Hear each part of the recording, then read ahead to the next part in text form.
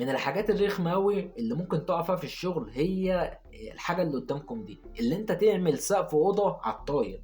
ولا هتستعمل بقى يا باشا تيش، ولا هتستعمل جنش، ولا في أي حاجة، انت هتعمل سقف على الطاير.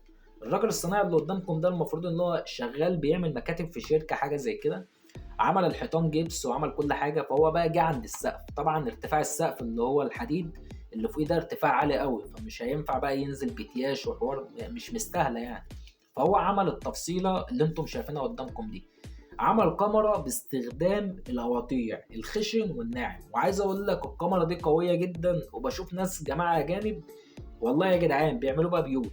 يعني انا عايز اقول لك، لا اوريكم لكم فيديو والله ان شاء الله المره الجايه بناس بتعمل بها بيوت. القواطيع اللي هي الصاج بتاعتنا دي ناس بتعمل بها بيوت، وبيقفلوا عليها خشب ويعملوا عليها شغل والله بص غريب جدا يعني.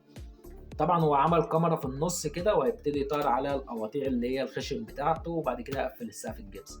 تعالوا بقى نشوف الكاميرا الصاج دي اصلا بتتعمل ازاي. ايا يكن بقى المسافات اللي انت هتقسطها من 40 معاك لحد ال 60 سم، بتقسط قوايم كده، وبعد كده يا باشا بتجيب بقى قطاع بالزاويه 45 زي ما هو مركب كده، وتبتدي بقى تثبت.